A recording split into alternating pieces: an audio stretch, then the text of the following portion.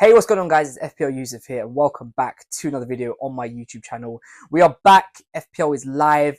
The site is up now, so we can start making our drafts and going through our teams. So this video is going to be all around my first initial draft, just some thoughts around some of the players' prices. I'm going to get into a whole lot more. So without further ado, let's get into the video.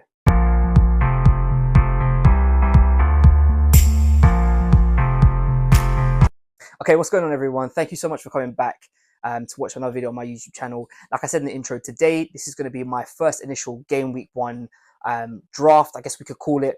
This team that you see on screen will almost 99% not be the starting team that I have come the start of the season. So let me just start off with a disclaimer there. The reason why I've gone for certain players like this in this team is just to try and sort of have a play around and just see what would happen with the two big premiums in there in Haaland and Salah, because I think that is one thing that I'm pretty confident that I will start the season with both of them, unless something happens, maybe someone gets injured, or maybe, I don't know, they don't look that good in pre-season. But I think for majority of the time, them two are going to be two people who I just kind of keep in my team. So with that being said, let's get straight into this. It's going to be in one take, so just bear with me on this. I'm not going to try and edit as much out of this video. I'm just going to keep it all going through goalkeepers, defense, midfield, and attack. And then I'll go through some players who maybe aren't on the screen right now, who are definitely who definitely have my thoughts sort of circling around them and whether or not they should be in my team. Okay, so goalkeepers. Now, this is always a big talking point at the start of the season. A lot of people don't necessarily like spending a lot of money on goalkeepers, and probably rightly so, because they can only do so much at the end of the day. There's only so many points they're going to get. I've gone for Flecken and Turner as a double up. Now, like I said, these two, I'm very skeptical whether they'll be my starting keepers. I've gone for these two solely just to fit certain other players in my team. But yeah, Flecken obviously starts the season off with Crystal Palace, has a tricky game against Liverpool. They a decent fixture after against Southampton, so it's not the worst run in the world to start the season with. Matt Turner, on the other hand, I don't know whether he will continue to start for Forest. I think that is the question that I think a lot of people are sort of asking: is he going to be that 4 million playing goalkeeper again? Every season, usually there is always one who comes in at like a very cheap price for a keeper and sort of steps up. We saw it last season with Areola, Turner himself, but I'm not sure whether or not he will be that guy this year. So he's in there for now. Like I said, for me personally, I don't like spending a lot on keepers. If for some reason that I do decide to only go with one of the big premiums, I will be upgrading my goalkeeper, and I'll probably end up looking at maybe like an Emi Martinez. I don't know if I'd want to push past that 5 million bracket. Now, obviously, David Raya is in at 5.5, which does interest me just because of how good Arsenal are defensively, but I don't know whether it's worth that much. So I'd probably max push up to like a 5 million, like a Onana, Leno, Emi Martinez, someone like that. But yeah, goalkeepers for the time being, you kind of just want them to be keepers who make a lot of saves, some in a team that could grind out some clean sheets. You don't expect them to keep loads, but just some at least anyway. Okay, defense. Now, this is the biggest talking point for me as of right now, because I've gone for a 3-4-3, and I think going into the season that probably will be this team, or at least the formation that I start with. Now, William Saliba, I had to get an Arsenal defender in there. I was a little bit disappointed that they were priced at 6, and obviously Ben White at 6.5 because he was the one I wanted. I was thinking maybe Saliba and Gabriel at 5.5, Ben White at 6, but with the way Arsenal defended last season, can't really hold too much complaint against that just because of the amount of clean sheets they got. But I had to have one of them in there. It's been very tricky actually through this draft to get Arsenal players in because they've all gone up in price a lot. And we'll touch on a few others like Havertz, Saka a little bit later on in the video. But yeah, for me, I had to get one of them in there. I still am toying with the idea of getting a second one. And it's a lot of budget to use on, and I'd probably go for Ben White. It is a lot of budget to use on two defenders. However, I just think the Arsenal defence are worth it. I don't know whether they're worth it at the start of the season. They've got a little bit of a tricky run to start the season off. A few difficult games in there, which I do expect them to win, but I don't know whether they keep a clean sheet. So for the time being, we're just going to stick with one, and that is William Saliba. We've gone for Dan Burn as well. I'm not sure whether he will play left back or centre back for Newcastle. Obviously, Sven Botman is going to be ruled out until December, I think it is. So probably till the start of the new year. So I think you've probably got a higher chance of him definitely getting game time, either in the centre or as a left back. So he kind of, at 4.5, goes without saying, really. Now, the last defender spot I was looking at, there was a few actually I was contemplating. Ezri Konsa was obviously one of them from Aston Villa. Ian Matson from Aston Villa was another one. Mark Gahey, Joachim Anderson. There was a few who I was kind of just looking around. This final pick and this final spot, I think it probably will be a 4.5 million defender for me, but that one I'm not nailed on. I've just put someone in there for now, but it's going to be more fine-tuned as we get closer to the deadline. And obviously in the coming weeks, I'll be making more videos specifically about soul categories. So it would be goalkeepers, defenders. So we'll go through them in more detail over the next few weeks. But yeah, for me, it's definitely going to be a 3-back. That is good on screen right now. It's just the first initial draft I had of player picks. So yeah, that is going to be my defense. I won't really talk too much about the bench players in this because they're just kind of fodder at this point. Like, they're never going to start. They're going to always be on my sub bench. They'll come on for like maybe a 2-3 pointer, depending on what they get. But yeah, they're never going to start. So I won't divulge too much into the bench players in this. Okay, so the midfielders, now this is where the talking points start happening, right? Because you've got a lot of expensive players in the midfield this year and not a lot of budget to use if you're bringing in 2 premiums. So for me, Mo Salah has got to be there, hands down. I'd actually put him above Haaland as of right now to start the season for 2 reasons. Number one, he is the best captaincy choice on the opening weekend. He's got Ipswich away, and I'll be very honest with you, I'm actually tempted to triple captain him because I've seen this with Mo Salah where he usually, on the first day of the season, Liverpool always seem to get a relegated, promoted side. So they always get a team which maybe is just finding their feet in the Premier League and aren't really there. Now, I don't know how Liverpool are going to play under Arne Slot. I haven't seen any of their games. So like I said, over the next few weeks, we'll see them in pre-season, see how they get on. That will give us a better picture of how they're going to play. However, Mo Salah against these type of teams has an exceptional record. So I think, even if you're not going to triple captain him, like I said, me personally, I'll probably just talk myself out of it. But there is no doubt about it. He is the best captaincy choice for the first game week. So he, without question, is going to be in there. Next up is Anthony Gordon. I think Newcastle's first 7 games are just too good to not have him in there. And at 7.5 million as well, it's a steal. When you look around at the other midfielders that are priced in there, you know, the Arsenal boys, some of the Man City players, they're just way, way too expensive to get all of them in there. And I think Gordon is that affordable option that allows you to get some of the other premiums, but still have a very good midfielder who, you know, I do expect to return very well from the start of the season.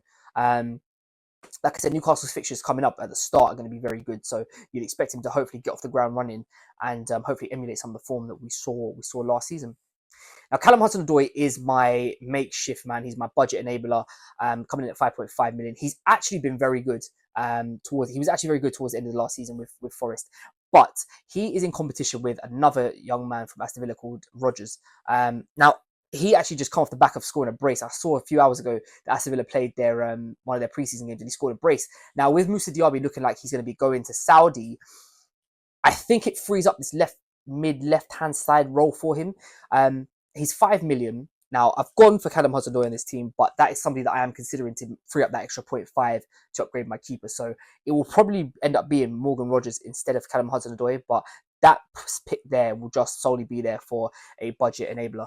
And the final pick in my midfield, as you can see on screen, I have Phil Foden. However, like I said, with that downgrade that could possibly happen, there is a chance that I bump Phil Foden up to Bukayo Saka.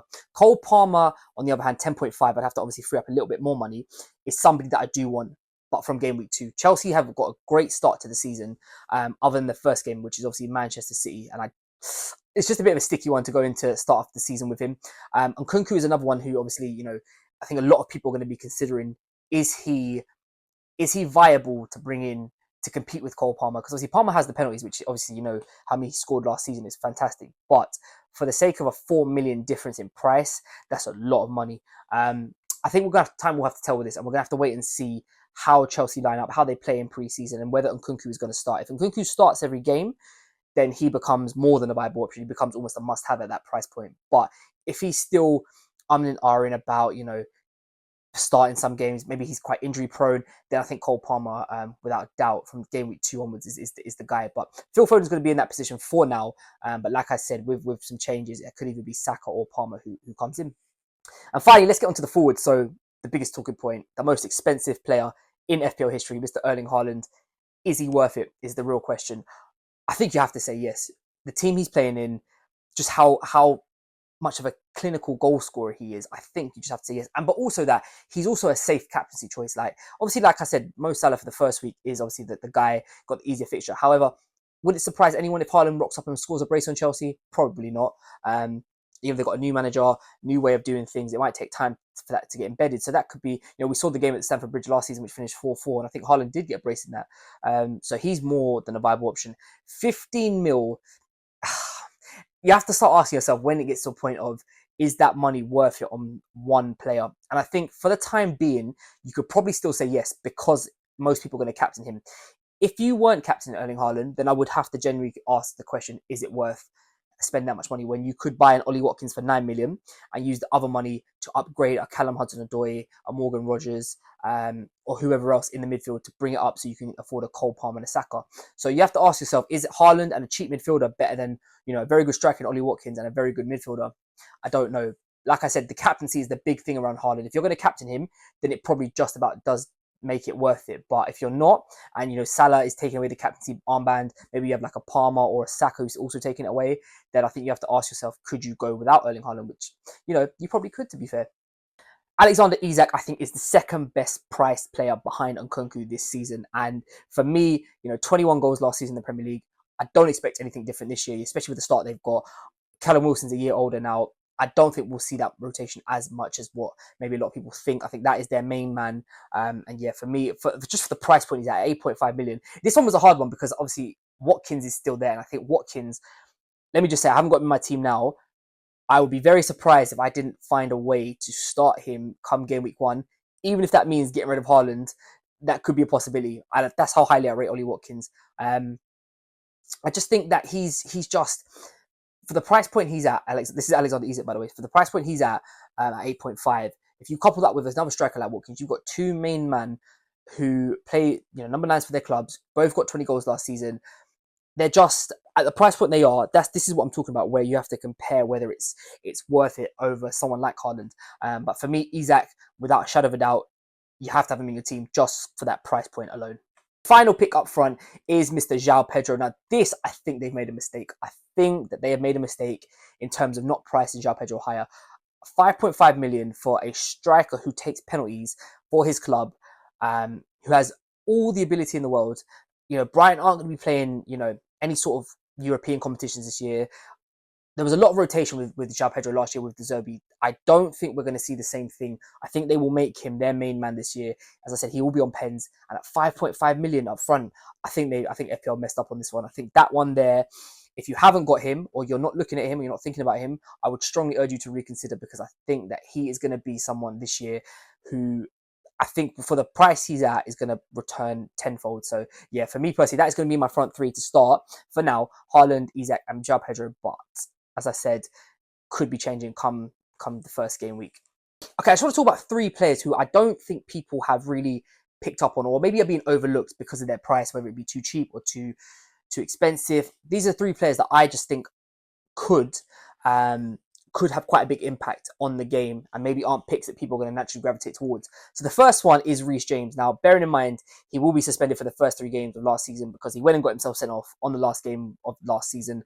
I don't know why, but he's only priced at 5 million. Now, the whole thing with Reece James is, as we all know, it's injuries. This guy can never stay fit to save his life. However, at 5 million, I think if he can find a way to stay fit and stay consistent, he is their club captain after all, he could be massive this year in terms of a point scorer, because we all know what he can do when he's at the top of his game and he's attacking. We all know the points he can bring in, but it's keeping him fit is the key thing. So that is something that you have to kind of judge up for yourself.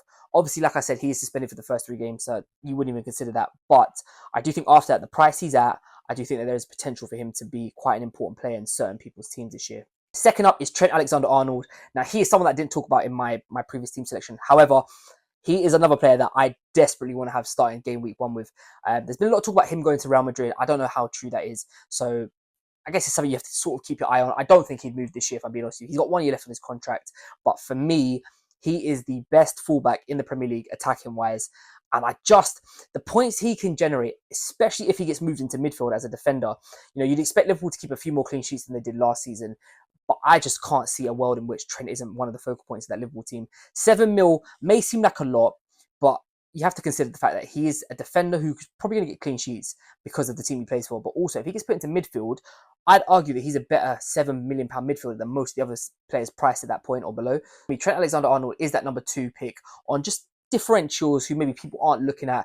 Like I said, on this one, it might be just because his price is too much, but I definitely think we should be going there at some stage. And the last player that I'm going to put on this list is Kai Havertz. Now, he is a forward, and he's currently priced in at 8 million. Now, I know a lot of people are going to be maybe hesitant because Isak's priced around that range. Watkins isn't far away. You know, Mateta 7.5. There's a few decent options around that sort of price point. He's 8 million, Kai Havertz. I do think, though, if Arsenal don't sign a striker, he will be playing up front for them. And for me personally, I'd have to consider that point, maybe dropping Haaland down to bring in Watkins and Havertz either side. Um, I just think he was so integral to how Arsenal played last season. And do you know what? To be honest with you, he didn't put a foot wrong. He didn't. It's not like he missed his chances. He was scoring goals. He was creating chances. And Arsenal were a better team when he was playing up front, if I'm being truthful with you. So for me personally, I think Havertz is someone that we need to watch out for. I don't know whether you could start with him. Obviously, if you didn't get Erling Haaland, the money would be there to move João Pedro up. But it's a very big risk. It's a very big risk just because of the fact that it's Erling Haaland. But like I said, it's just a little differential in there for some people who may be looking to play a little bit differently. And I do think if Arsenal don't sign a striker, I think Kai Havertz could be quite a big success this season for them. So yeah, for me, Kai Havertz could be that third differential in there, just to have a kind of look at, and just maybe he's someone that other players wouldn't necessarily go for just because his price point. But I think it's someone that we should definitely keep in our thoughts. Okay, thank you guys so much for watching this video. If you have enjoyed it, don't forget to drop a thumbs up and subscribe down below. We are back. We are back with FPL videos. I'm going to be getting a whole load of transfer stuff coming up over the next few weeks. FPL Challenge, I think, goes live next week as well. So I will be doing a video on that. Whatever they announce to it, however it's going to run, I will be doing an in-depth video just covering all the points around that. But yeah, like I said, thank you guys so much for watching this video. If you have enjoyed it, don't forget to drop a thumbs up and subscribe down below. And I'll catch you guys next time.